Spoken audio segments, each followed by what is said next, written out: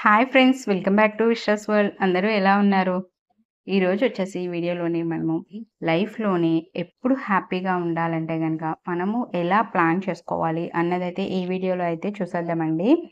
మనము ఎప్పుడు హ్యాపీగా ఉండాలంటే గనక మనకి టెన్షన్ అన్నది ఉండకూడదు. మనకి ఏ టైంలో ఎక్కువ టెన్షన్ వస్తుంది? మనకేంటంటే గనక మనకి ప్రతి నెల మనం ఏదైనా కట్టవలసిన అప్పున్నా, ఆ ఈఎంఐలున్నా మనం టైమ్ టు టైమ్ కట్టాలి కాబట్టి, అలాంటి టైంలో మనకి కొద్దిగా టెన్షన్ అన్నది వస్తుంది. అలాంటి టెన్షన్ ఏమీ ఉండకుండా ఉండాలి అన్నా గూడా మనము ఎలా ప్లాన్ చేసుకోవాలి? మనము మనం ప్లాన్ చేసుకున్న దాన్ని బట్టే మన లైఫ్ ఉంటుంది అన్న చిన్న లాజిక్ ఏదైతే ఉందో అది మనం ఎప్పుడు మిస్ అవ్వకూడదు.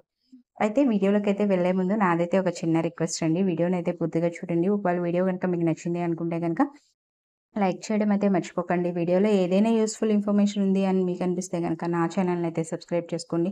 నా ద్వారా మీరు మనీ సేవింగ్స్‌కి సంబంధించిన ఎన్నో ఐడియాస్ అయితే తెలుసుకుంటారు. ఇంకా వీడియోలోకైతే వెళ్ళిపోదామండి.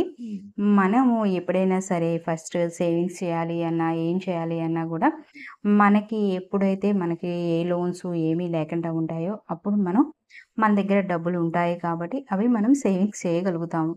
అలాగా మన దగ్గర డబ్బులు లేనప్పుడు మనం సేవింగ్స్ చేయటం అనేది కుదరదు. అయితే మనం కొన్ని కొన్ని మనకి కొన్ని అవసరాలు అనిపిస్తాయి.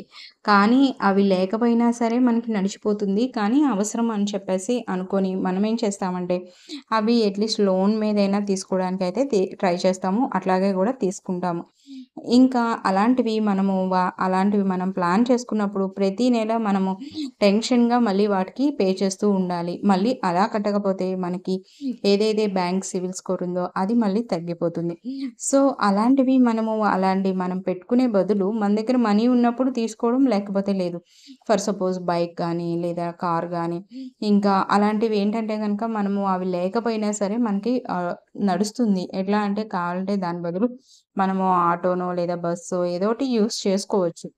అట్లాగా యూజ్ చేసుకోకుండా మనము లోన్ మీద ఇలాంటివి తీసుకోవడం వల్ల మనకేంటంటే ప్రతి నెల ఒక టెన్షను. ఇంకొకటేంటంటే మన దగ్గర డబ్బులు లేవు అన్నప్పుడు ఏదైనా కొత్తవి స్టార్ట్ చేస్తున్నాం. ఏదైనా చిన్న వ్యాపారం పెట్టాలి అనుకున్నాము. అలాంటప్పుడు మన దగ్గర డబ్బులు లేకపోయినా మంచిగా మనకి ప్రాఫిట్స్ వస్తాయి కదా! అని చెప్పేసి ఊహించి మనం ఏం చేస్తామంటే ఒక అప్పు చేసి దాన్ని తీసుకొచ్చి వ్యాపారం స్టార్ట్ చేస్తాం. అలాగా అప్పు చేసి అలా వ్యాపారం చేయడం అనేది చాలా అంటే చాలా మిస్టేక్. ఎందుకంటే వ్యాపారం అనేది లాభంతో ఉంటుంది. నష్టం గూడా ఉంటుంది. మనం నష్టం ఊహించకుండా ఓన్లీ లాభం మాత్రమే ఊహించి అప్పు తెస్తే, ఆ అప్పును తీర్చడం మనకి కష్టమవుతుంది. ప్రతి నెల దానికి వడ్డీలు అవి ఇవి గూడా మనకి చాలా ఎక్కువైపోతాయి. అదంతా తడిచి మోపుడవుతుందంటారు గదా! అట్లా అవుతుంది.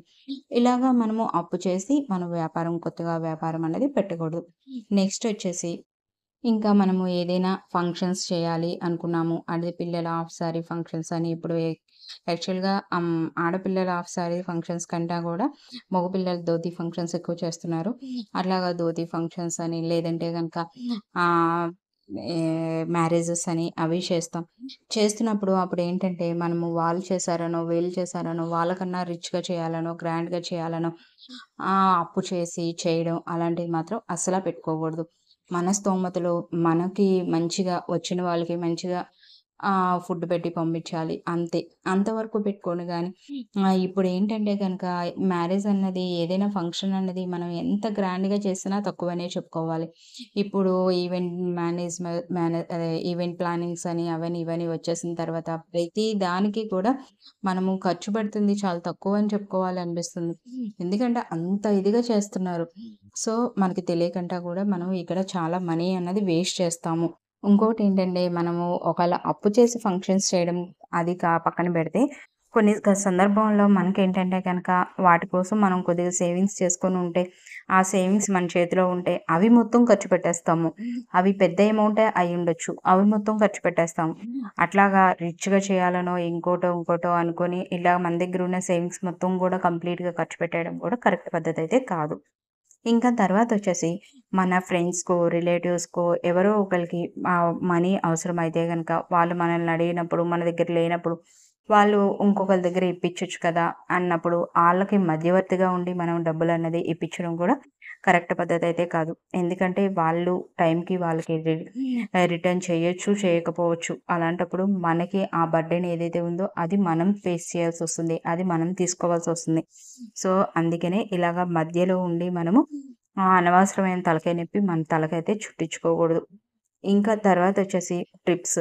మన దగ్గర డబ్బులు లేకపోయినా సరే ఆ యాత్రలకెళ్ళాలనో, ఈ యాత్రలకెళ్ళాలని చెప్పి కొద్దిగా అప్పు చేసి వెళ్ళి రావడం అన్నది కరెక్ట్ కాదు. మనం కావాలంటే మనం దానికోసం ఏదైనా అమౌంట్ దాసుకొని, ఆ అమౌంట్‌లో మనం ఎంత దాసుకున్నామో ఆ అమౌంట్‌లో జాగ్రత్తగా వెళ్ళి రావడం అనేది తప్పు లేదు. తర్వాత నెక్స్ట్ వచ్చేసి కొన్ని కొన్ని సార్లు మన అవసరాలకే మనం అప్పు చేసి ఉండొచ్చు. అలాగా అవసరం కోసమే మనం అప్పు చేస్తున్నా సరే, మనము ఎక్కువగా ఇంట్రెస్ట్ రేట్‌కి అప్పు చేయడం అనేది కరెక్ట్ కాదు. మనం అవసరానికి అప్పు చేస్తున్నా, మనం ఒక్కసారి అది వడ్డీ రేటు ఎంత, ఏంటి అన్నది ఒక్కసారి కాన్షియస్‌లో ఉండి అదే గమనించుకొని అప్పయితే తీసుకోవాలి. ఇంకోటేంటంటే గనక షేర్స్. చాలామంది షేర్ మార్కెట్‌లో బాగా ఎక్కువ లాభం వచ్చేస్తాయి అని చెప్పేసి వాళ్ళ దగ్గర ఏ డబ్బులు లేకపోయినా సరే అత్యాశకు పోయి ఎవరి దగ్గరైనా డబ్బులు తీసుకొని అప్పు చేసి ఆ డబ్బులు తీసుకొచ్చి షేర్ మార్కెట్‌లో పెట్టి అలా చేస్తారు. అలా చేయడం అనేది కరెక్ట్ కాదు. నిజంగానే షేర్ మార్కెట్‌లో కొద్దిగా లాభం అన్నది వస్తుంది. అది ఎప్పుడు లాంగ్ రన్‌లో వస్తుంది. అంటే ఎక్కువ కాలం మనము అవేవైతే కొన్నామో అవి హోల్డ్ చేసినప్పుడు వస్తుంది. సో, అలాంటప్పుడు మనం అప్పు చేసి అత్యాశకు పోయి అప్పు చేసి ఇలాగ అప్పుల పాలు అవ్వడం అనేది కరెక్ట్ కాదు. ఏంటంటే ఒకవేళ షేర్ మార్కెట్‌లో మంచిగా లాభం వస్తుంది కాబట్టి కొద్దిగా ఎక్కువ సేపు వెయిట్ చేయాలి. అప్పు చేసి ఇన్వెస్ట్ చేయొద్దు. ప్లస్ అవగాహన లేనప్పుడు పెద్ద పెద్ద అమౌంట్స్ ఇన్వెస్ట్ చేసి రిస్క్‌లో పడొద్దు. ఒకవేళ పెద్ద అమౌంట్ ఇన్వెస్ట్ చేసినా సరే ఎక్కువ కాలం పాటు మనకు ఆ అమౌంట్ వద్దు అనుకున్నప్పుడు ఇన్వెస్ట్ చేయొచ్చు. ఇదండి మనం హ్యాపీగా ఉండాలి లైఫ్ అంటే గనక ఇలా ప్లాన్ చేసుకోండి.